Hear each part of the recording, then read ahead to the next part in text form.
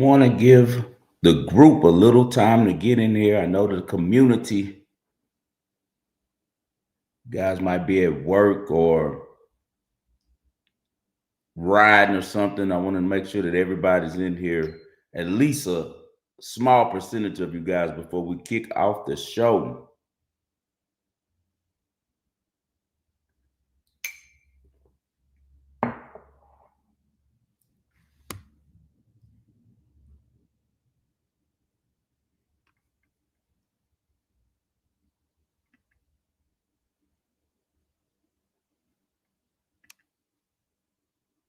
What's up, Shine? You're always in here, Sheem Lens. I appreciate you for showing up. This is the Wagering World.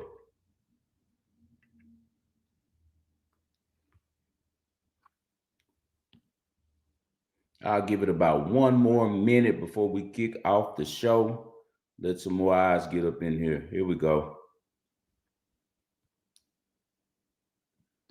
Of course, you can always catch the show like most people do, whether it's on YouTube, which I prefer, so that you guys can subscribe or hit that like button to get us going in the algorithm, or you can find me on iHeart. You can find me on Apple Podcasts. You can find me on Spotify, anywhere that Audio Boom provides podcasts. You'll find the Wagering World with 5 Star in Vegas. All right, I'm gonna let a couple more people get in here before I start.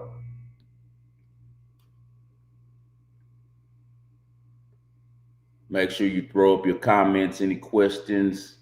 I'll make sure to answer them before we get off the show. This is going to be a really packed show, a lot of great information. All right, let's kick it off. I'm at a good number right here. What's good, Wagering World? It's your boy 5 Star in Vegas, broadcasting live as always from beautiful Summerlin, Nevada. This is the Wagering World. I'm one deep like my boy Zero the Crooked today because this season I decided I'm spread and Cino always part of the Wagering World, but at the end of the day, this is my baby and it's my job to make sure you guys get the info out. A lot of busy things going on in those guys' life, with Cino moving, with Spread now dealing with a family situation. So when they're available, they will be here, but I cannot allow me waiting on them to stop you guys from getting the information. You guys trust me to provide the information. And my favorite sports show growing up, and the one that kind of inspired me to do the show, was the Colin Cowherd show. And Colin always rocked by himself. He ended up, putting in co-hosts later, but most of the time he was speaking by himself. And if I have to do that to get this information to you guys on Mondays and Wednesdays, I'm going to make sure that I do it because you guys have been loyal to me. You've been rocking with me now for 4 seasons. A lot of you guys have become more than just guys in the community. You became my friends, and we have a personal relationship, whether we spoke on X or met in person before. And I think that it's my duty as a guy who takes pride in giving back, as a guy that takes pride in mentoring, to make sure that I get these shows out to you guys. So I cannot wait on my co-hosts when they are not available anymore. From now on, I'm just going to get on here and go one deep. And it also gives me an opportunity to speak with you guys more in depth on the questions that you might have, and just to, try to help you guys get to the window. That's what this show is all about. Get some comments. What's good, G Swag? I appreciate you being in here. My boy Carlos always been down with me now since the beginning, man. He's a member of the private group. I love working with Carlos, man. He says 5, he's going on live on my lunch break. That's beautiful, man. Good thing. My boy Tim, another member of the private group. Shout out to my homie Tim. He says, hit that like button. If you guys are in here rocking with the Wagering World, hit that like button. All right, let's get into the show, guys. Now, let's start with the past. Gotta always review. It's always about being transparent. We learn lessons from our L's. We don't take losses, only lessons, man. Unfortunately, we weren't able to get through on the 2-leg WTA that I gave out on Monday. we took at the China Open, which is a huge tournament, one of the last 1,000 tournaments of the season for WTA. Christina Buska takes care of her business. She came back from 0-5 in the first set to still win that set against the young lady Carly, or young Argentinian lady. So she takes care of business 2-0 sets in that one. But unfortunately for us, we weren't able to get there with Giacomo. I think Giacomo was tired. She went a lot farther than she was supposed to. What's up, Brandon? Good to have you in here, man. What's up, fam? She went a lot farther the prior tournament. She played in Guadalajara, which is a 500. She made it to the semifinals. If you followed Elsa Giacomo's career, she is one of those ladies that's kind of caught up in between the 50 to 125 range or so in rankings. She's not a consistent performer on tour, but she had been playing well. I think she just kind of wore out because it's a long flight going from Guadalajara, Mexico to Beijing, China. She loses to a young upstart lady from Andover, Jimenez Costatensiva. I think Costatensiva has a bright future if she can just stay consistent with her work and just stay doing what she's doing. Left-handed girl, when she's right, she can give people some problems. Not much pushback from Giacomo. I think she just made the trip to go get her check and, kind of mailed it in. Even more so, she became a lucky loser because somebody was able to not continue. So she was able to get back into the tournament, and that still didn't make a difference. So she ends up losing last night again as a lucky loser. I faded her. So we weren't able to get there on the two-teamer, but we do still have Jensen Brooksby, a guy that's out there from Sacramento like spread. He's going against Ugo Humbert, and that's going to be in the Japanese Open, the Japan Open, which last year Arthur Feast won us a lot of money on as we rode him to the title on that one. And shout out to Arthur Feast and his team. I hope that he heals up. He broke some bones, I want to say, in his back. That's bad for a tennis player. So hopefully we do see the Arthur Feast that we saw in the past. Now let's get to the Monday Night Football game, which we did really well on in the group. And if you watch the show, I was on the opposite side of spread like the Ravens, and I told you guys I definitely leaned the Lions on this game, and I also like the over on it. We were able to get through on both of them. This game boiled down to the brilliance of Dan Campbell, man. I think because he looks like the Big Lebowski, people think he isn't smart and doesn't have a lot between the ears, but he actually does. Dan Campbell is the Detroit Lions.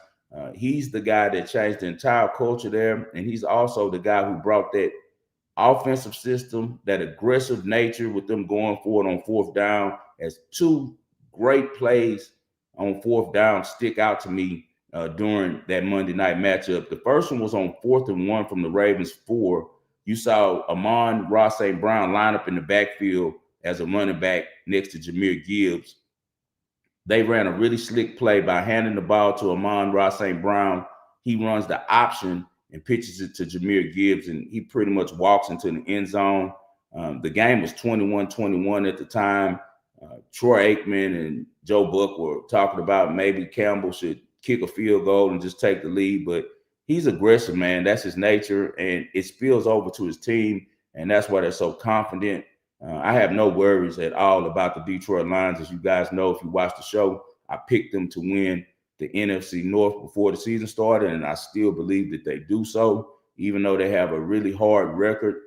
I saw some guys on X who follow football who were saying something about maybe the Lions are still using Ben Johnson's playbook, and that couldn't be further from true, because actually, if you do research, you'll see that when Dan Campbell was a assistant coach, offensive assistant coach, I think he coached tight ends first, and then he did some other things under Sean Payton for the Saints. They ran that exact play where they put Taysom Hill in the backfield behind Drew Brees, and they had Alvin Kamara as the pitch man. So, that wasn't a new play. That wasn't something Ben Johnson created.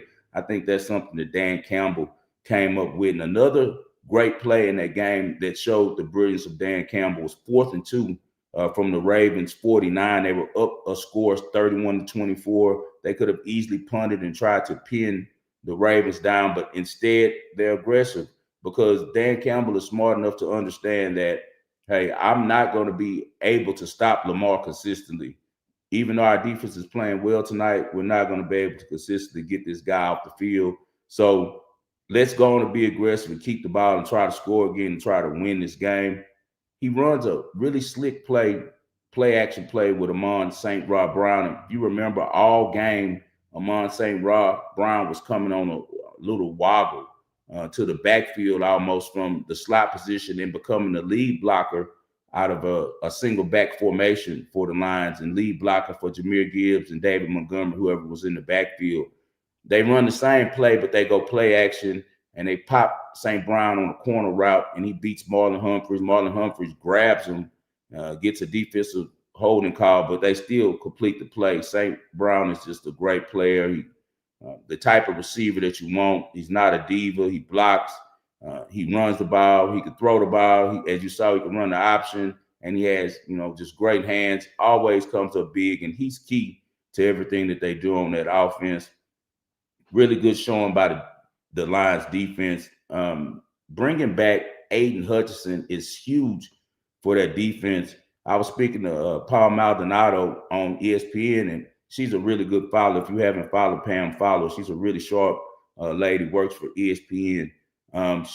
Pam was saying she was so surprised by the Lions defense in this game against Lamar. And I was telling her that Aiden Hutchinson coming back at defensive end is the equivalent of a star quarterback coming back to the offense. A rush end who's a playmaker is that important to a defense. And as you see, their defense looked a lot better.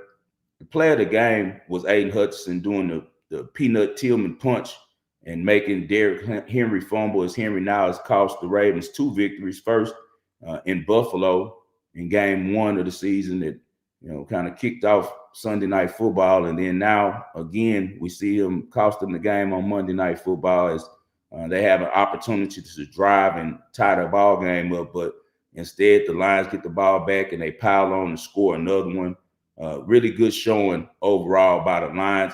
I was really enthused by their young defensive coordinator, Kelvin Shepherd. He still looks like he can get on the field and play himself. He's 37 years old, LSU guy, so I'm really familiar with him and really am rooting for him. He's been on the staff with Dan Campbell now since 2021. He started as a linebackers coach, and he and the kid Malik Cunningham, who actually was mentored by Lamar Jackson, played at Louisville after him, was out on the Ravens for a while. Dan Campbell's so smart, they go sign him to the practice squad and bring him in and get him to replicate kind of what Lamar Jackson has been doing all season. Dan Campbell says in the presser that the first day they tried to defend it, Malik Cunningham was killing them. So it allowed them to see what adjustments that they need to make. And he did such a good job with kind of showing them what the Ravens like to do and what Lamar's tendencies are, that it set up Shepard to set up a really good game plan. And this might be the blueprint for slowing down Lamar Jackson. They really confused him. A lot of people are talking about the 7 sacks, but most of those sacks weren't on the offensive line. A lot of those sacks were on Lamar because he got confused. They were taking away his first 2 reads, and then he was going to tuck and go up the middle and try to take off and show that 4.3 speed that he always does. But with the spy on him, Alex Anzalone, who's a really good tackler, guy with some speed, they were able to slow him down. And not only that, their defensive linemen really stayed in their lanes. That's the problem what a lot of teams do against mobile quarterbacks. They allow those quarterbacks to find seams because there's such a hurry to get to the quarterback and get a sack. As we know, defensive linemen, their contracts are based on being able to get sacked. So they were real, most teams are really, really just antsy to go get to Lamar and get him down, and they don't stay in their lanes and they create huge seams, and that's where he burns you, and that's where he's able to show off his speed and elusiveness. So they were smart to stay in their lanes. Anytime that he moved forward, they allowed Anzalone to come up and make the sure tackle, and if he did, he slowed him down enough where a guy like Muhammad or Hutchinson could come from behind and make the sack. Just a really, really good game plan. You even heard Jackson say in the media, he said that they were doing stunts. They had a spy, and sometimes that spy was grabbing my legs. They were dropping into coverage, 3 safeties back. He was really confused, man. So just an excellent job by the Lions staff. They're one of those teams who are always the most prepared. That's why, in my opinion, right now, Dan Campbell has to be the best coach in the NFL. Like, it's between him and Jim Harbaugh, in my opinion. But I lean more Dan Campbell because Dan Campbell is a little bit more aggressive. Dan Campbell is also really good at getting in game plans to have his team ready. And they run a little bit more exotic packages on defense and offense than Los Angeles does San Diego Chargers, who I grew up with. LaDainian Tomlinson and those guys, Junior Seau, rest in peace. But yeah, Dan Campbell, in my opinion, is the top guy right now. He has his team more prepared than anyone. Matt LaFleur, of course, is up there really high. But a lot of these teams have a lot of talent, but their coaches are kind of set in their ways. And one of those is Andy Reid. I feel like he's still a good coach, but he's going to have to switch up some of the play calls that have worked for him with that West Coast offense for a while, because it's getting a little stale over there in Kansas City. They are missing their wide receivers, so I will give them some reprieve. But right now in the game, I think Dan Campbell is the best head coach. All right, man, let's get to a segment that I call the show, actually. It's called Contender or Pretender. All right, let's get to Contender or Pretender. I made this segment because it was very important to me to identify which guys can we trust right now in college football and the NFL. Like, it's very, very important for us to break down these teams, not get caught up with anything but the data. We want to see the data with these teams and figure out which one of these teams can we continue to invest in and which one of these teams can we start fading later on in the season. Let's start in college football first. I want to start with the Texas Tech Red Raiders. This is a team that, if I'm investing, and you guys know I look at sports betting like investment, and I've done really well with coins before, real estate, a little bit on the stock market back when they had the stuff going on with GameStop. I was able to make a little money on that stuff because my boy out in Oklahoma, Junie, shout out Junie, got really heavy into the stock market, and he came up really big off of GameStop. I made a little money off of GameStop and a couple more of those companies that went down during the stock market during 2020. Well, if you're a stock investor, a coin investor, you need to invest in the Texas Tech Raiders long term. I think that this is a team and just a program that's on the way up, man. They have everything going right. And what was most impressive for me is they had this influx of money come in as billionaire Cody Campbell, who used to be one of their offensive linemen back in the day, and he made a bunch of money in the oil business and decided, hey, I'm going to figure out a way to help my team become one of the top schools in football. Well, they did a good job because they spent $28 million in NIL money, only second to the Texas Longhorns, but they spent it really smartly. You know, like, they didn't spend their money in the wrong places. I feel like they did a really good job focusing on the trenches. You know, besides the quarterback, Baron Morton, they gave him $1 million, but in today's landscape of college football, that's not really a lot of money. They gave him $1 million, but shoot, if you look at their team, their backup quarterback is actually better than him, in my opinion. You know, we'll see as we move forward. But I do like how Texas Tech spent their money going to get defenders, man. On defense, they went and got some really good players. David Bailey, Romello Height, Lee Hunter, Skylar Gill Howard. And out of those guys, the highest paid is David Bailey. He makes $1.2 million. He's a linebacker, that guy from Stanford. And he's been key to their offense. Those guys are playing so well. Utah is one of the best run teams in the country. It's really hard to stop that run game. They have maybe one of the best offensive lines, not only in the Big 12, but in the nation. And still, they were unable to move that defensive line for Texas Tech. Texas Tech's defensive line was ranked 3rd coming into the year, and I think they're living up to that preseason ranking, man. They are really good up front. I really like their head coach. People were wondering, why did they get Joey McGuire? I remember asking my boy Doc, shout out Christopher Levine, Christopher Laverne. Apologies to you, Doc. Dr. Christopher Laverne, he's out there in the Woodlands, really good cardiologist, really close friend of mine. I've been a member of the group for a long time. I asked him, he's a Baylor alumni, one of the biggest guys in the know with Baylor. I asked him about Joey McGuire upon the hiring, because Joey McGuire came from coaching linebackers at Baylor under Dave Aranda. And Doc was saying everyone loved this guy, in the building. He was just really beloved and was really known for being a really sharp guy. And it's showing now. This is the first team he's had in his 3 seasons that's a real roster. And I think that we're going to see that Joel McGuire was definitely the right hire for Texas Tech. He's a defensive first guy. Before being a linebacker coach at Baylor, he was at Cedar Hill. Shout out to my sister, Tanisha. My sister lives in Cedar Hill for many years now. She's moved. She's in Plano now, but she was in Cedar Hill for many years. She was a pharmacist out there, and Cedar Hill High School wasn't known for football. McGuire took on the program. It hadn't had a winning season in years and had never won a playoff game. As the head coach there for 13 years, McGuire went 141-42, and he led them to 4 state championship games. And they won in 2006, 2013, and 2014.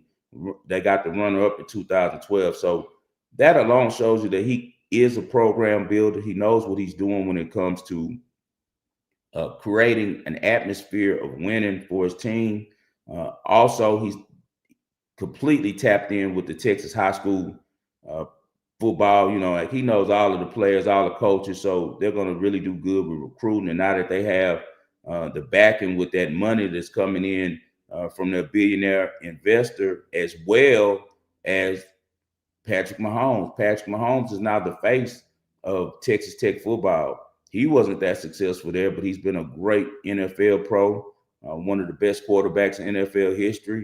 If he retired today, he'd be a Hall of Famer, and he's now synonymous with that Texas Tech brand. So that's really good for them when it comes to recruiting.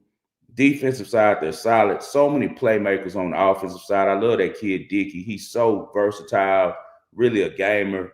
I do like their starting quarterback, but I probably like their backup quarterback a little bit better. Freshman Will Hammond really showed me a lot. This kid has balls of steel, because you don't come in Salt Lake City against a defense like the UTEP and perform like he did as a redshirt freshman. Just a really good player. He was the best player on the field when he got in the game for Texas Tech, even better than Devon Dampier, in my opinion. Morton got knocked out in the 3rd quarter, man, after a helmet-to-helmet hit. And when Hammond came in, he was a little sluggish at first, but after he shook off the jitters, man, he showed up.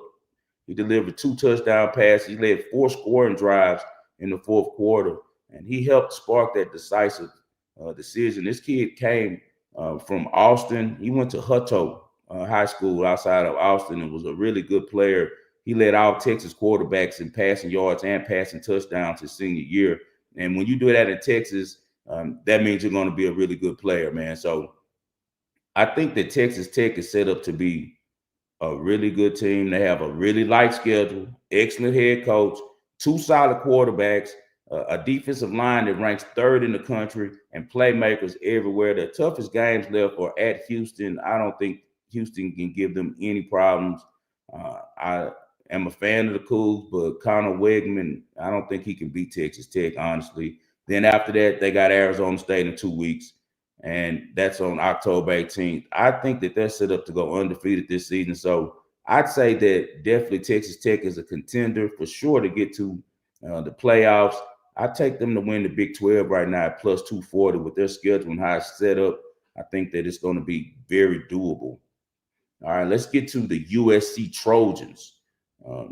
They have a great start alone when you just say Lincoln Riley. You know what he's done for quarterbacks. He's the only coach in college football that last week had 3 of his ex-guys that he taught that were starting in the NFL, and Caleb Williams, and Baker Mayfield, and Jalen Hurts. Jalen Hurts' entire ceiling changed from going to play for Oklahoma. When he played for Lincoln Riley, Lincoln Riley taught him so much about the pass game, taught him so much about reading defenses, and gave him confidence to throw the ball. Because if you remember, Jalen Hurts was pretty much a glorified running back at Alabama. Nick Saban did not trust him to put the ball in the air. And at the time, they were running a much different offense than Alabama is running now.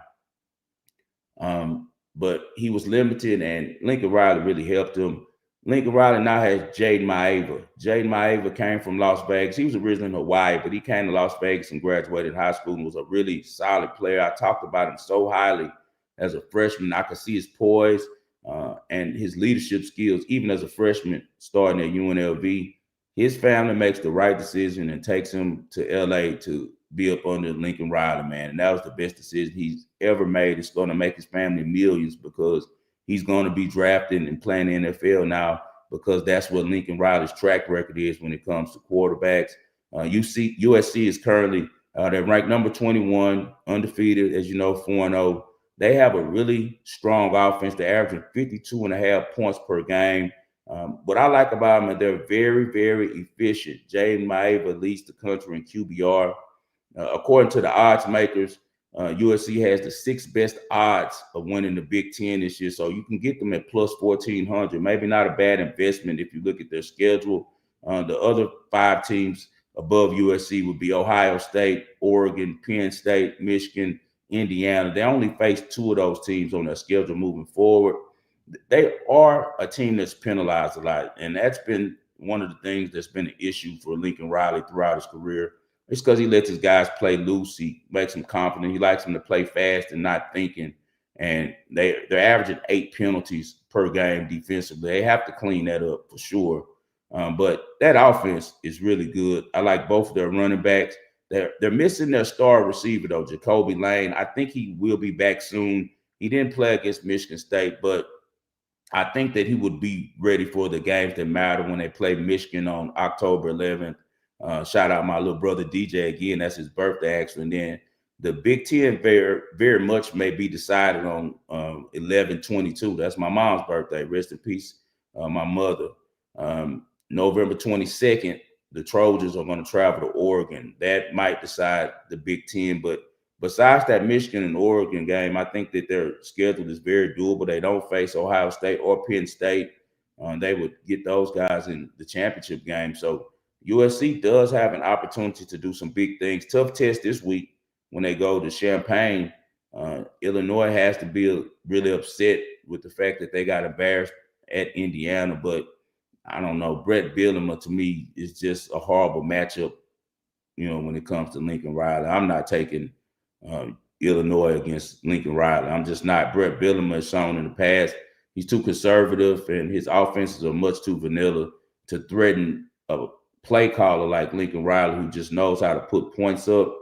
The USC defense, they've had trouble stopping opposing offenses at times. Last week they gave up 5-11 on third down conversions.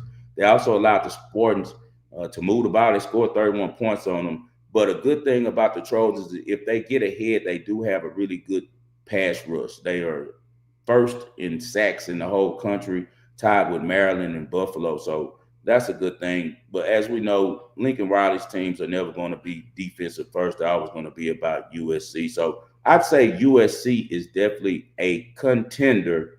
I think they can make the playoffs, and I think that Lincoln Riley is really just under the radar. He's moved to LA because Caleb Williams was kind of loose with the ball, and last year he didn't have his typical quarterback in Miller Mouse. He tried to be kind because Miller Mouse had been there, and Lincoln Riley was one of those guys who stayed 4 years and didn't get his shot at Texas Tech until, being there many years on the bench. And I think he kind of felt that way about Miller Mouse and was like, I'm going to help this kid out and give him an opportunity since he was so patient. But he never was the player Jaden Maeva was. And he wasted a year last year getting Maeva ready. Maeva ended up starting midway through the season. He should have started the whole season, honestly. But he made the adjustments, and I think USC will be around at the end. So I'll name them as a contender. 4 more teams, we're going to find out if they're contenders or pretenders this weekend, and that's when LSU visits Ole Miss. That's going to be a huge game. I think that Ole Miss will still be playing their backup quarterback, but he may even remain the starter now because he's played so well. can LSU find any offense? I feel like their defense is outstanding. Funny thing about that game is that Ole Miss's head coach, uh, his his daughter is dating um, Weeks, who's the star player for the defense at LSU. So we'll see if Lane Kiffin's daughter gives a little intel to Weeks over the weekend. LSU kind of knows some of what they're doing. Then the other big game is three actually. Alabama plays Georgia. I feel like Georgia's definitely a contender every year under Kirby Smart.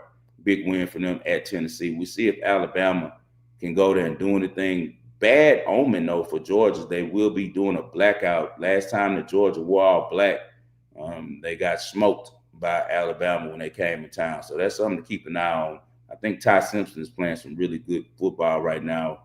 We'll see if his receivers continue to excel. As now Alabama's right up there with LSU and Ohio State as receiver U, places that really good wide receivers go and excel. Now they've been like that ever since Julio Jones. But the other game of pretenders and contenders would be Penn State hosting Oregon. It's going to be a whiteout. You guys know if you watch the show long enough, I do not believe in Drew Aller, and I definitely am not high on James Franklin. They just showed in the past a tendency to underperform in big spots. Last year they did play well against Oregon in the Big Ten championship. They did make it to the playoffs and played well, and made it all the way to the end. But Drew Aller was the reason why they lost that game to Notre Dame, and I just can't trust him against Oregon. I feel like Oregon is set up to be a better team long term. I also think that Dan Lanning is a just better aggressive young mind, better coach right now at this stage of his life than James Franklin is. I think James Franklin is kind of set in his ways. They do have one of the best backfields at Penn State. So if Oregon can't stop the run, they're going to have a long afternoon out there in Happy Valley. But if they can shut down the run and turn it to Drew Aller having to beat them, they're going to be in a really, really good spot, because I just can't see Drew Aller beating anyone. He's just not a good quarterback. He plays a lot smaller than his 6'5" frame. All right, let's get to the NFL and talk contender or pretender. All right.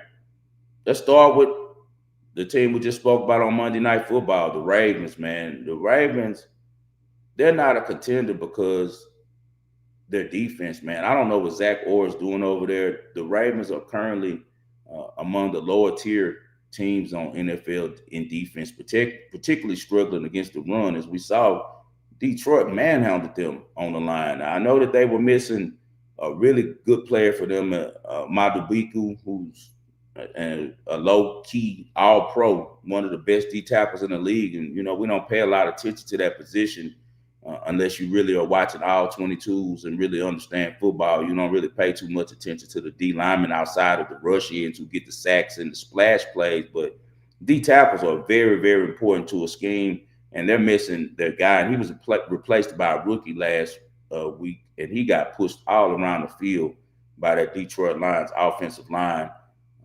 Also, Kyle Van Noy, they're going to need him back. He's their playmaker. He's their signal caller on defense. Well, he's not the signal caller. Forgive me. Their linebacker is the signal caller that came over there from Georgia.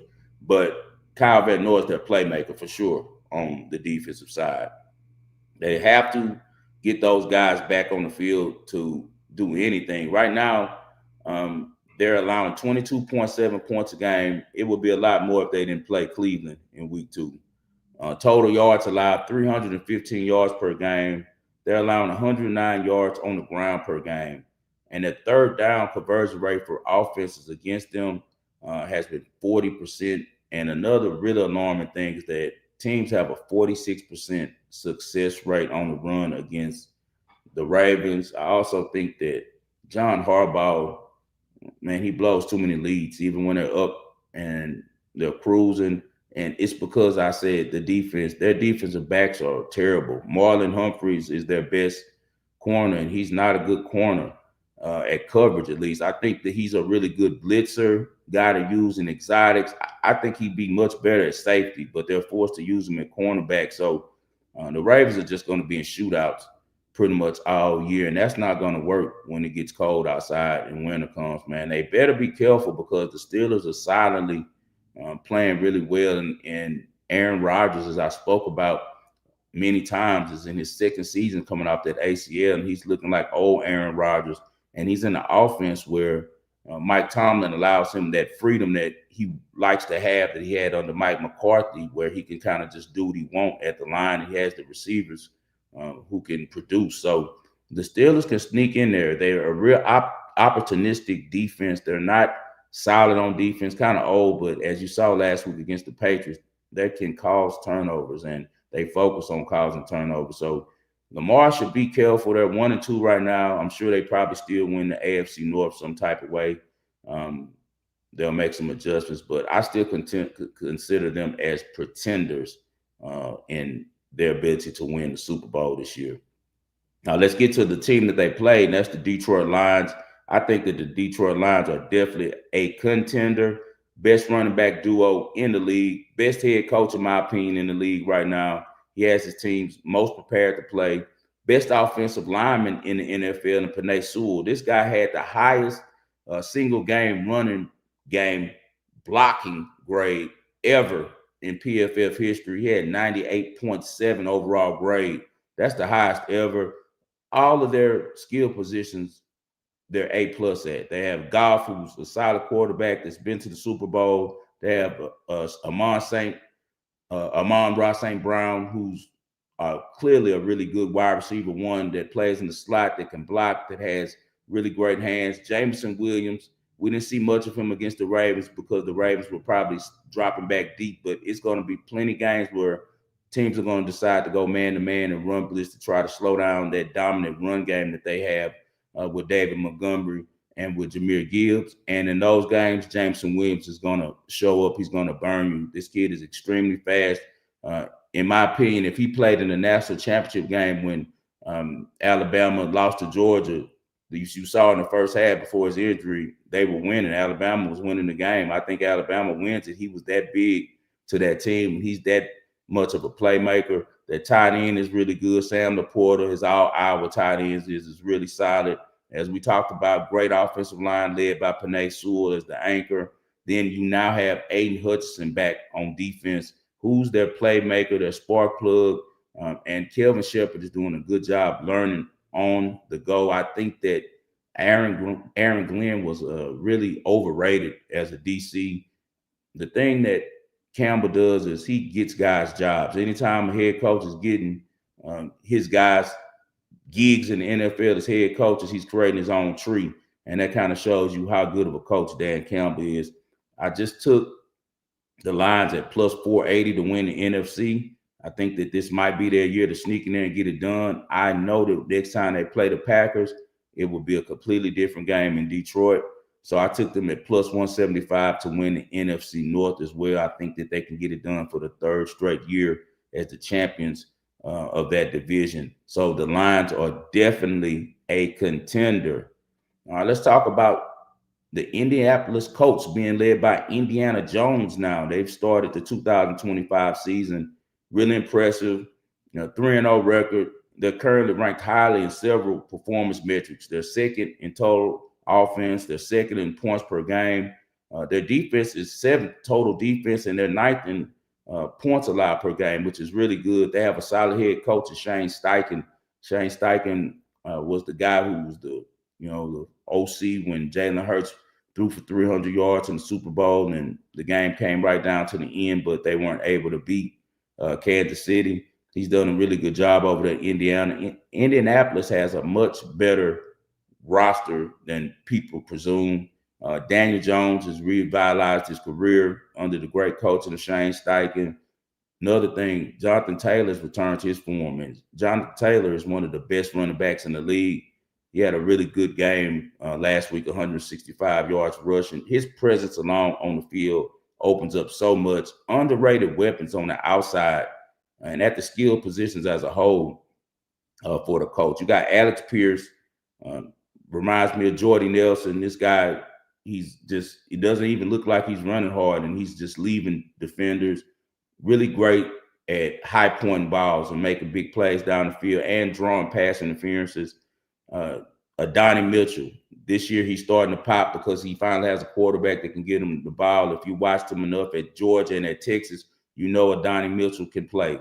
Then you have Josh Downs, another kid. His freshman year at North Carolina, people were saying he was going to be the number one receiver in his draft, but he kind of, plateaued out just because you're in college. He's a kid, a lot going on, and he didn't stay on his craft, but he still has the blazing speed, still has the good hands. And then they also drafted one of the best rookies we've seen in Tyler Warren. And Tyler Warren is just a really good player, man. He can do a lot of things on the field and do them at a really high level. I think that Tyler Warren really tilts this team to being a really, really top tier offense because of his versatility. And it's the second tight end isn't bad either. Mo Alley Cox, he was a guy that played basketball over at VCU, Virginia Commonwealth, and then decided that he was going to be a tight end, and he's been a really decent one in the NFL, scored numerous touchdowns last season, and he's really good for them when they use the two, tight end packages and things like that. The Colts defense, it's middle of the pack, but the main thing that I like about them is they're really solid in the red zone. As I said, 9th in points allowed, 7th in total defense. They have struggled with third down conversions, though, allowing opponents to convert 42% of their attempts. Also, they have some vulnerability in pass defense. They're ranked 21st. If they can, they get in a shootout with some team, they'll see if Daniel Jones can allow them to stay in the game. Also, the rushing defense is a concern because they're allowing 100 yards per game. I think that the Colts are a team that's moving forward. They're a good stock to invest in the future. But as far as in this season, I don't think that they're real contenders. I see them as a pretender because even if they make the playoffs, I don't think that they can make any noise. And we're still early in the season. We'll see if Daniel Jones can continue to stay hot. All right, the last team that we're going to talk about in Contenders or Pretenders is the LA Chargers. That's everyone's favorite team. They remain undefeated, unlike the Packers, because at first everyone was talking Packers and Chargers is the best two teams in the league, but that quickly changed after Jordan Love's performance in Cleveland. Kind of brought the fan base and people who watched this, the prognosticators, back to earth. And, I always approach this in the same way. It's always, for me, big picture. Like, as a sports bettor, you can't get too up, can't get too down. As an analyst, I can't get too up, too down. I just rely on the data, but I'm also aware from many years of doing this of how quickly things can change. And you have to always be able to factor that in that, yeah, this team is looking so good right now, but long-term, can they maintain this excellence?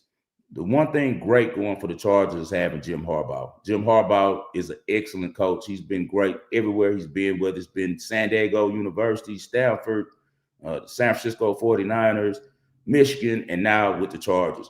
He had a really great quote that if I'm Justin Herbert, I'm loving. He said that my job is to make this kid a Hall of Famer. So Justin Herbert finally has a really good coach. Justin Herbert has always had the skills, really solid guy, really good teammate, strong arm, fast, but he has not been able to come through in the most important games for them when it mattered. So we'll see if he continues to play as well as he's played so far. You got a rejuvenated Quentin Johnston. Now he's looking like the guy he was at TCU when he was a really great deep ball guy for that team that made it all the way to the national championship. He had the dropsies the first couple of years, but now it seems like Harbaugh has gave him his confidence back. One of the most solid guys you want to find in the slot. He won the national championship as the number one receiver at Georgia. That's Ladd McConkey. He shows up every game. He's starting to become what Cooper Kupp used to be. I really like Ladd McConkey. And then they got the OG, Keenan Allen. I don't know what's wrong with his shoulders. They look like the joints are coming out like he's about to take off and fly, but he can still play, man. Keenan Allen started football in high school as a quarterback. That's one advantage that he's always had in the NFL. And guys wonder why he's so good at getting open. It's because he sees the game as a quarterback, and he's just a solid veteran that you want on your team. I really like the Chargers defense. Jesse Minter, right now, I'd probably say he's might be like the number one coordinator that will be teams will be looking to hire next year. He's done a really good job over there with that defense. Total defense, they're 8th ranked. Points allowed, they're 14th. Rushing defense, 10th. Passing defense, 11th. Third down conversion rate is pretty good, only 35%. Red zone touchdown rate they have to work on because they're allowing 57% of scores, but teams aren't really getting into the red zone with them. They also lead the league, though, in takeaways. That's very important, man. When you got an offense as good as they have, you really want to be able to control the ball. And if you could take the ball and give short fields to Justin Herbert, that's always a good thing. They've struggled consistently stopping the run. So even though they rank 10th in rushing defense, sometimes they have been allowing some significant yardage in critical situations. But overall, I think that they're going to be a solid defense all year. The one thing that will keep me from calling them true contenders is their running game. When it gets cold, I could not expect Justin Herbert. I know he's in LA and the weather's going to be good, but they have to play on the road. I'm sure I don't know if that game they played against Kansas City was considered a Kansas City home game or a road game. I don't have my schedule in front of me now. You guys help me out in the chat if you guys know when they play Kansas City next time, whether it will be a game in Kansas City or a game in LA. But they for sure are going to have to go to Denver and other spots. When it's cold, you got to be able to run the ball. And right now, they only have one rushing touchdown. So, the top running back, he's gone for the season. They came over there, Najee Harris. Shout out Najee. I hope you heal up. I met Najee Harris in San Francisco maybe 3 or 4 years ago. And really, really good guy. I really like that kid. Really positive dude, really great energy. He's from that Frisco area. So we ended up falling in at the same time at a little party and linking up.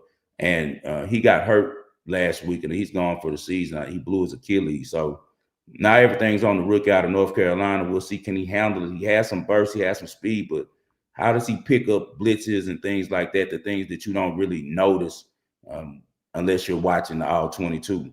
We're going to see. Unless they get their running game up, I got to name them a pretender for right now. Good start, but as you saw last week, the Broncos had the game. Great play by Justin Herbert to win that game. But I just can't trust the Chargers just for simply their history. And until Justin Herbert shows me in the playoffs that he can do it, I just can't believe in it. So that's for the contenders and pretenders. I'm going to get to some comments and see what you guys think about that. Let's see. Thank you, Big O. I know my boy is a real big Chargers fan. So he says that was a home game for the Chargers. So they will have to go to Kansas City and deal with that weather.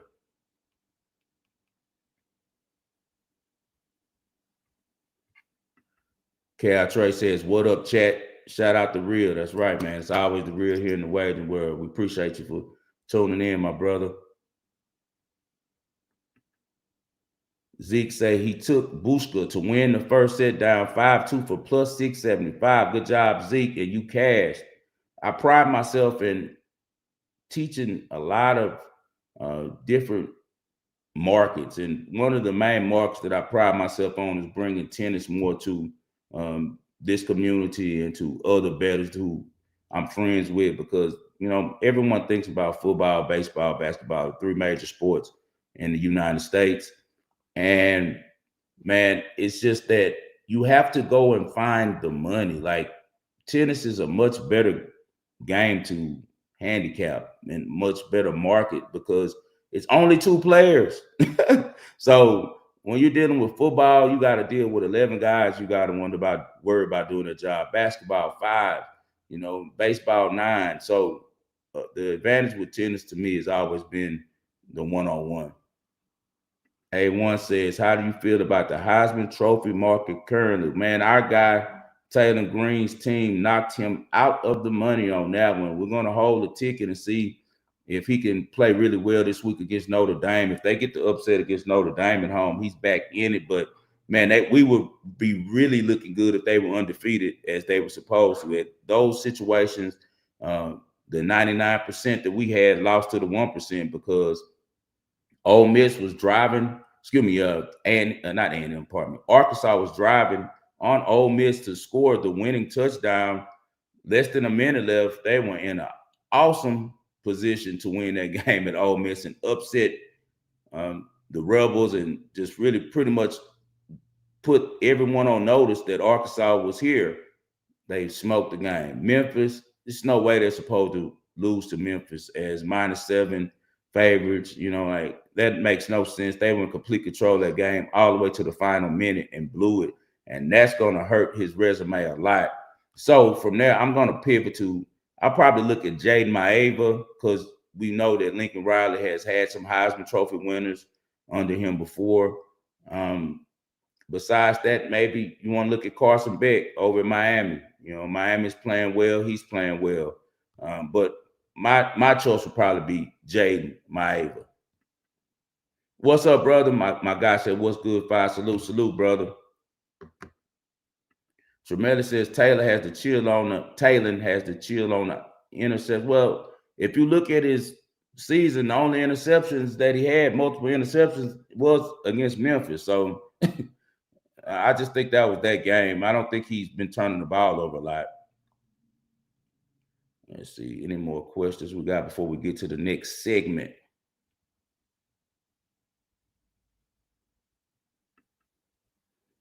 Carlos says, everyone remember the video of Campbell on the plane, but goes to show don't judge a book by its cover. That's correct. My guy Tim, who's a big Lions fan, I did tell you that, Tim. He said, you told me relax and don't hit the panic button on the Lions yet. That's exactly what I told him after the Packers results. All right, guys, let's get to the next segment in the show. If you've been watching the show a long time, you remember kick the damn extra point. It all started from the name of this segment because I used to get so agitated as a sports bettor when I have points or I'm laying points and the coaches are in a situation where you could get points up. Brandon Staley, when he was the coach of the Chargers, kind of initiated me making this segment because so many times he would go for unnecessary downs and stuff, fourth downs from crazy positions. And also Mike Tomlin, because Mike Tomlin had a little moment for some reason that he started going for 2 every time. And I was just like, kick the damn extra point. It doesn't make sense. And that kind of sprung this whole segment. And now what I use it for is just pretty much to talk about bad coaching and who needs to make some adjustments as coaches. So the kick the damn extra point award winner this week is going to be Nick Caley from the Houston Texans. The Texans are currently sitting at the bottom of the league in several key metrics, man, including total offensive yards, points scored. Man, they struggle significantly. They're only throwing for 173 yards a game. 172.3. So I'm not going to even round it up. 172 yards with a player as good as C.J. Stroud is. Only rushing for 95 yards per game. 0-3 now, man. They've only scored 38 points for the entire season. And this problem has been going on for 2 seasons now with the Texans. People are saying, well, maybe they shouldn't have fired Bobby Slowick. I will give Bobby Slowick his card in the fact that he was a much better play designer. He just had problems situationally calling the right plays. But according to True Media, the Texans offense ranked 31st in success rate last season, while their defense ranked 1st in success rate. That's not what you want. The Texans are the only team with 2 defensive ends who are always in the top 10 for pressures. Right now, Will Anderson leads the league in pressure rate, and Daniel Hunter is, I think, 9th ranked. He's in the top 10, though. He's a really good player, veteran from LSU, guy from Houston. So I'm always rooting for Daniel Hunter. The Texans offense is the sole reason that they're 0-3 right now. They have to figure out a way to get C.J. Stroud's confidence back. And it all starts with Nick Caley. This kick the damn extra point award is actually a co-award because I got to give it to D'Amico Ryans as well. I love D'Amico. I think that D'Amico is a solid dude. I think that he did a great job of taking nothing that the Texans were at the time, being a laughing stock of the league, and turning them into a real, threat in the AFC. And it all started with the side of the ball he knows, defense. But D'Amico has not put enough time into the offensive side of the ball. He has not put enough time into hiring the right offensive line coach first. People don't understand the most unheralded coach on the team is the offensive line coach, and he's the most significant in many ways. And teams that are really good always have great OC coach. If you go O-line coach, if you go look back at the Patriots, they had a really good offensive line coach for many years that was tied to Bill Belichick's hip. The moment that he left, they started to struggle.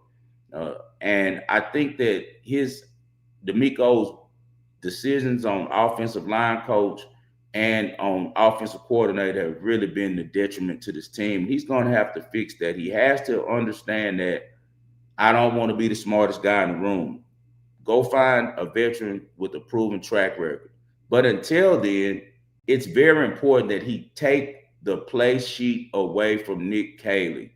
If you've watched all 3 games like I have, I watched them both several times. When I see the Texans offense, it's really upsetting. You have no pre-snap motion. You have no deception. You have no type of scheme. You go watch the Lions play, even the Ravens play. You see their offenses, you like, wow, I haven't seen that before. You never see that with the Texans. He's lining up in shotgun and throwing the ball 90% of the time. He's lining up under the center and running the ball 90% of the time. The Texans rank last in motion before plays. And I talked about that earlier on a different show about the fact that the way that you give a key to a quarterback is with motion. So he knows what if the defense is going to be running man or they're going to be running zone. Don't get me wrong, it's some combo packages, that sometimes defense coordinators who are really, really, really sharp, they use where they might trail you as if it's man and then drop in the zone. But the teams they have played aren't on any of that. They could have seen early what they were doing. Nick Caley is not utilizing his team right. He's not taking advantage of the burst that Woody Marks has. He's not taking advantage of the juice that he could get from the 2 kids from Iowa. I watched those 2 kids play every week. They were probably the best receiving tandem in college football. You have to get Jalen Noel moving horizontally. You have to get him in positions where he's moving in motion and getting to the slot, or he's already lined up in the slot where he can get a safety or a linebacker on him and outrun them horizontally and give him a chance to run with the ball to get yards after the kids. You have to use Higgins' height and his speed. This kid runs about a 4.4, 4.5. He's 6'4". He's just like Nico. Why aren't you utilizing him on seam routes, throwing the ball high? Why aren't you utilizing him on back shoulder plays? He has a great catch radius. So Nick Caley, kick the damn extra point. You have to pass that play sheet to Gerard Johnson. Gerard Johnson came up under Sean McVay and Kevin O'Connell. Maybe Kevin O'Connell's playbook is still in Jerry Johnson's data in his brain somewhere, or maybe he still can refer to the playbook that he used to have. Use some of the plays from Kevin O'Connell. Stop coming out here with this vanilla mess and kick the damn extra point to D'Amico Ryans for first hiring all of these new booties to be your offensive coordinator, guys who have never been under the bullets. Dude, this is your team. This team is going to go as far as CJ Stroud goes, not the defense. Defenses are cool, but this isn't 1980, man. You cannot win without having a good defense and a great quarterback. You have to have a great quarterback, man. And he's taking all of the confidence from CJ Stroud right now by getting him the wrong quarterback coaches. Well, we'll see if Gerard Johnson is the right quarterback coach. But right now it doesn't look like it, but maybe it's the play caller. Give Gerard Johnson the sheets. Save your job, man. Save your job, D'Amico. Kick the damn extra point, man. You have to save your job take the play calling from Nick Caley and let's focus on the offense. You already have a good defense. You guys have only given up maybe 17 points per game in all three contests against some really good offenses. So come on, man. You have to put yourself in a position to win, and the way you do that is stop being hard-headed. Stop allowing Nick Caley to call these vanilla plays. All right, guys, let's get to the present.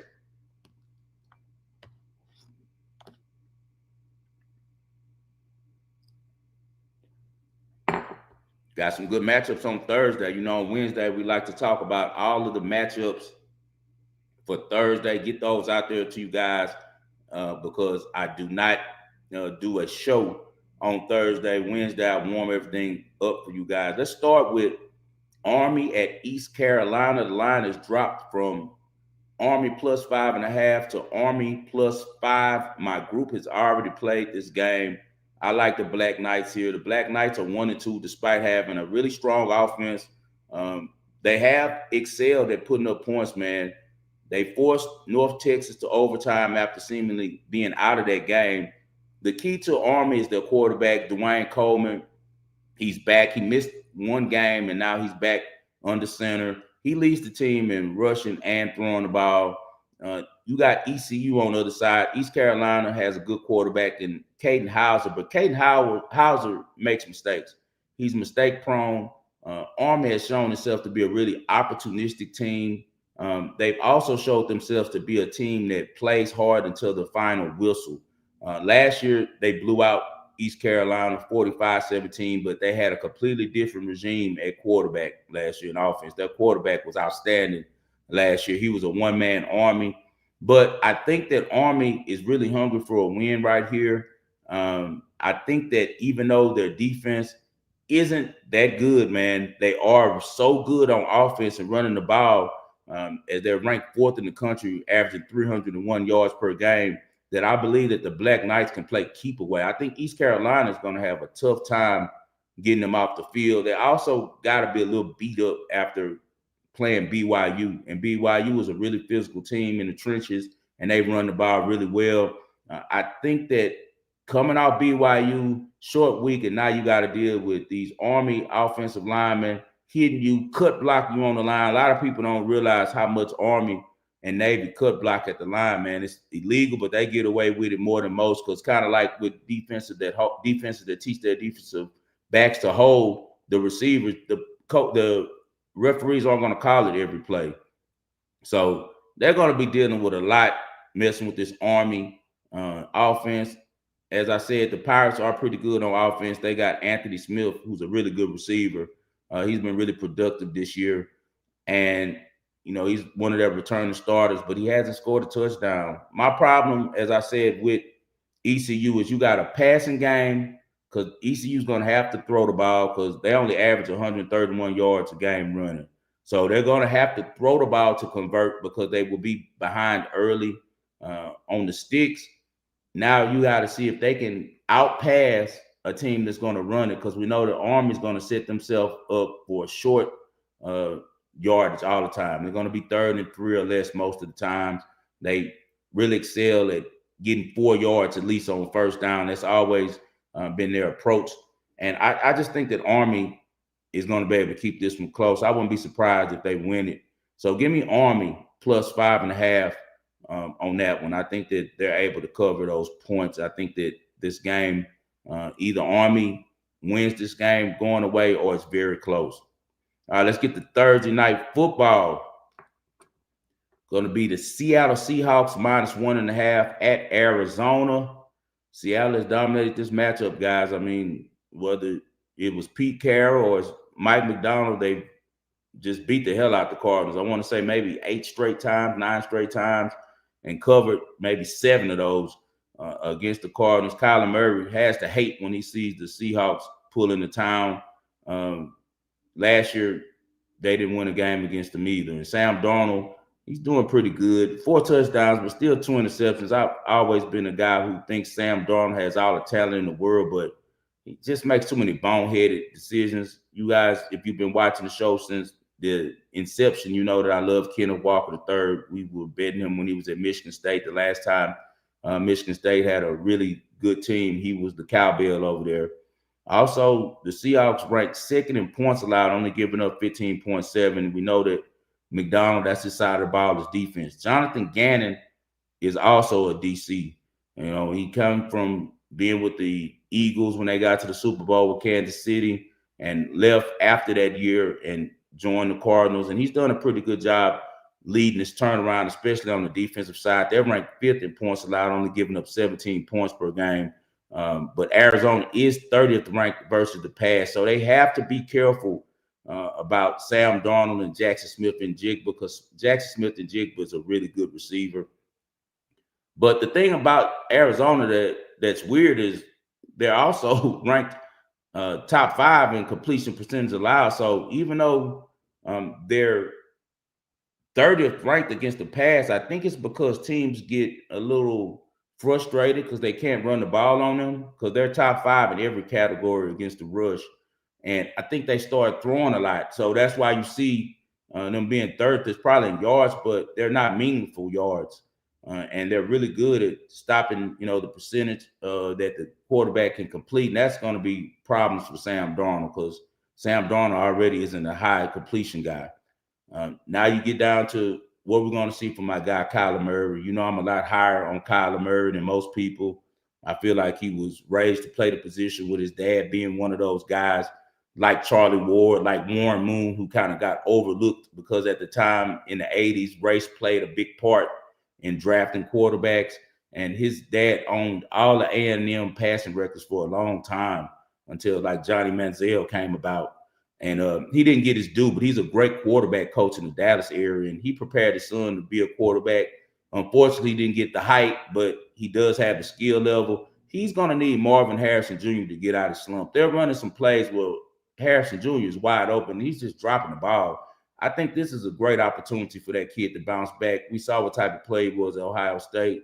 He also second-generation player with his dad, the great Marvin Harrison, one of the real G's in Philly that was just spectacular for the coach for so many years.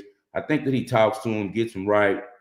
We know that you're not going to stop their receiver. Their tight end, Trey McBride. He's really good. They will be without their starting running back, who's really good, James Conner. He's been solid. He overcame cancer twice. Just a really great presence in the locker room, but he's hurt. But I do like Trey Benson, who's their backup running back. I think that Trey Benson has a little bit more pop than Connors does at this stage in his career.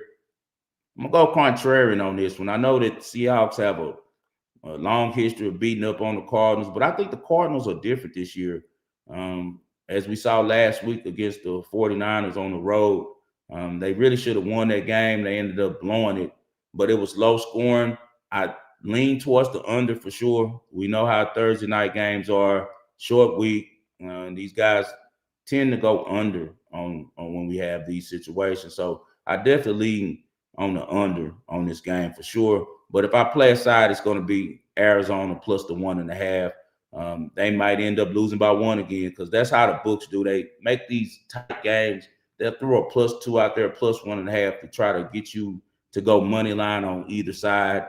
And you're really shorting yourself. Never pass up points if you can get points in the NFL. I'll go to the comments right now and see if you guys got any questions for me or any opinions on this one. Tram asked, what do you think about Castellanos for Heisman? Castellanos is a good player, man. I followed him since he was at Boston College. He's undersized, but he's explosive, and he's very, very confident in himself. Like, he believes in himself, and he plays really bigger than his size, which is always a great thing. We'll see how the season shakes out for Florida State if they have enough big games to get him to the Heisman, because the ACC is weak this year. They needed Clemson to be good in order to help them from when they play them, but Clemson isn't good at all. Georgia Tech is decent, but how big of a brand nationally is Georgia Tech? So on that one, man, I don't know, man. I don't think he can get to the Heisman. They got a tough game from the numbers. it's looking like Virginia might stir it up with them a little bit this week. They're laying 7 on the road on a Friday. When all those Friday games are in college football, they're usually really, really shady. So we'll see what happens on that one. My guy, Jersilky, says he likes the Cardinals plus 1.5. He feels better laying minus 1.5 with the Cards. Glad the line flipped. So we have some line flip. I haven't looked at it this morning. Is that the new line is now the Cardinals' favorite now, guys?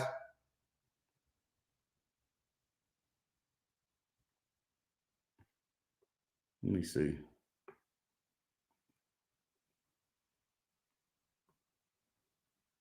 Yeah, I'm still showing Cardinals getting plus 1.5 and at even money on mine. Or are you saying that it opened up maybe with the Cardinals at minus 1.5? Maybe that's what Jasilky man 412 is saying. But right now I'm getting plus 1.5, and I'll most likely be playing it. And the under is 43.5. That's a really low number, but with these two teams, man, I don't know. Let's see. Jasilky says Cards was favorites, but now dogs. I'm glad it flipped. I didn't feel comfortable laying points with the Cards. Yeah, it's just because offensively they've been struggling, but man, that defense is lights out. They might be without Will Johnson. I'd like it better if they had Will Johnson there because he's a really good slot corner, the rookie out of Michigan. Good player just overall. I love to see him on JSN, but I don't know if he's going to be available to play or not. All right, guys, you know what time it is now. Time to get to that world famous, the Ball and Parlay. As you guys know, we still have Jason Brooks pending right now. So we'll see how that goes. We got him at even money against Umber in Japan. Also, I'm going to give you guys my group play. I'm going to play Army plus 2.5, plus 5.5, excuse me. They will be facing off against East Carolina. I just don't think East Carolina is tough enough in the trenches to mess with Army at all. All right, now let's go to the women's side. Let's see if we can find us 2 winners over here.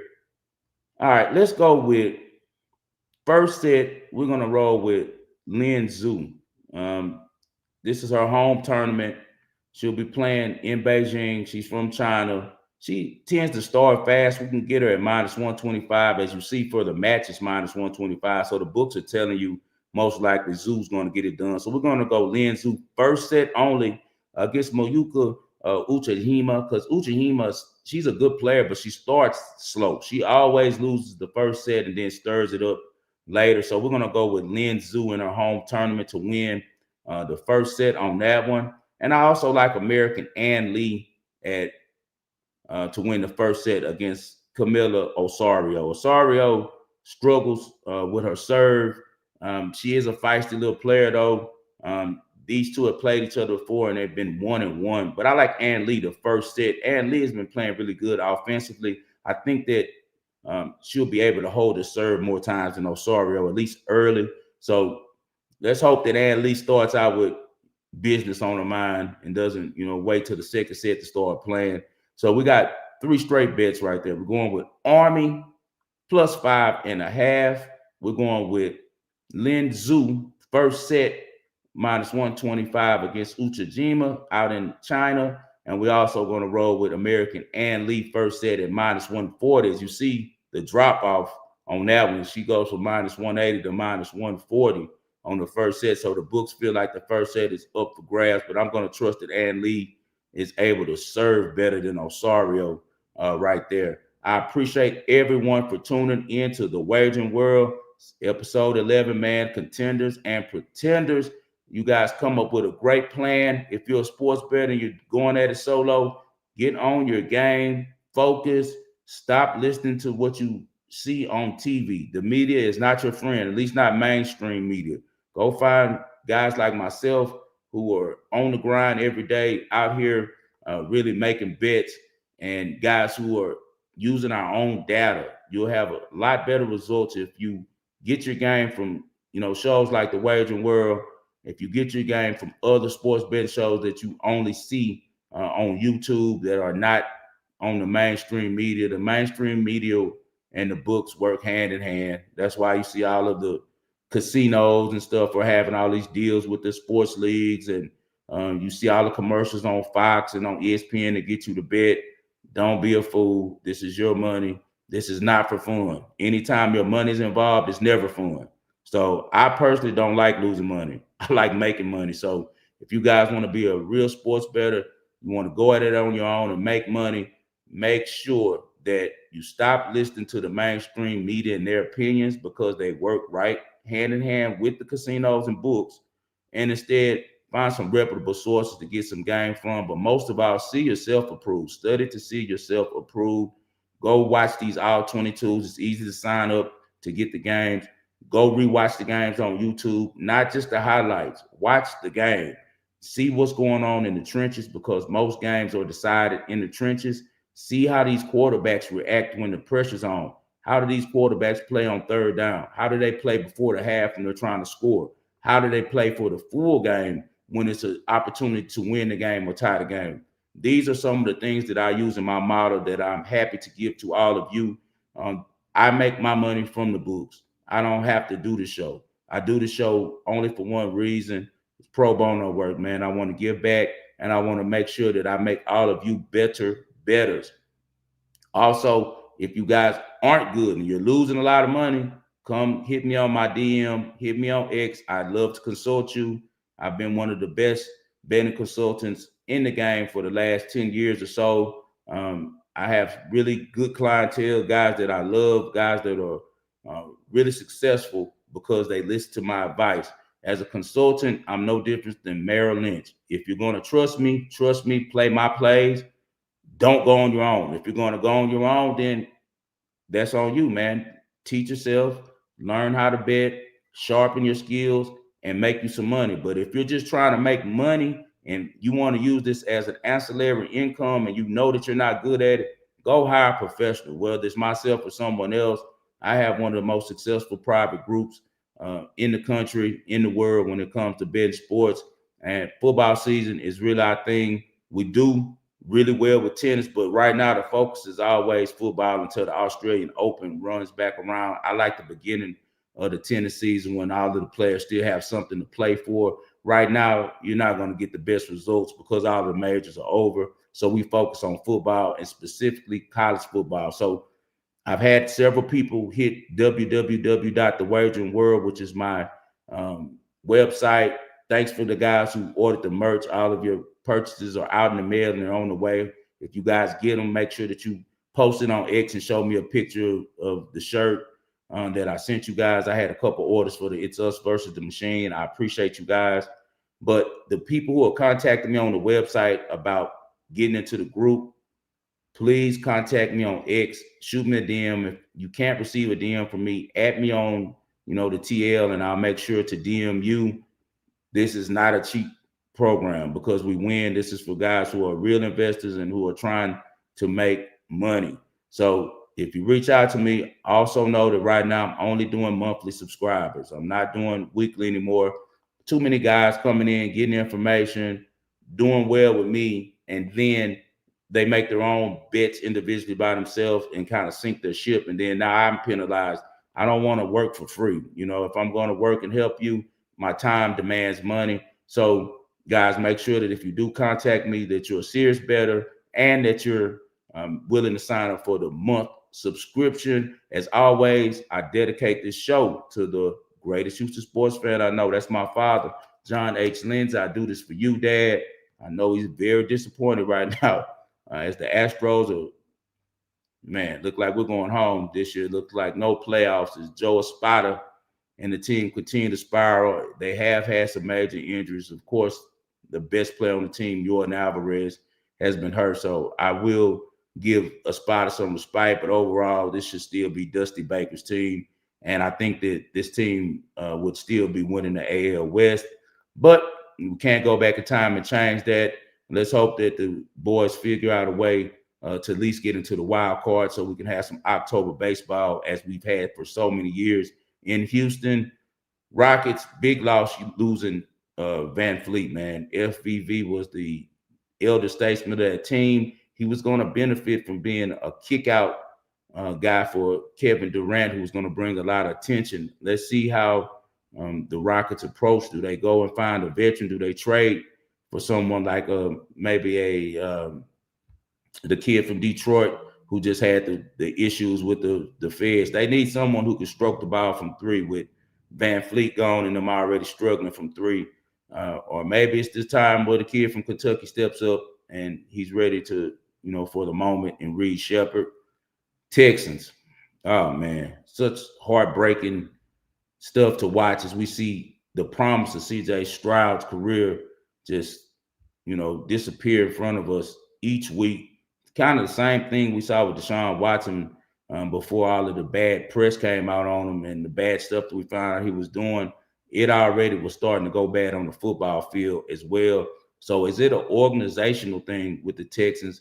I just know that Houston sports is in a bad place right now. And in the last couple of years, we've been in some really good places. So be appreciative of everything, guys. Don't take anything for granted, whether it's your real life or the teams that you back.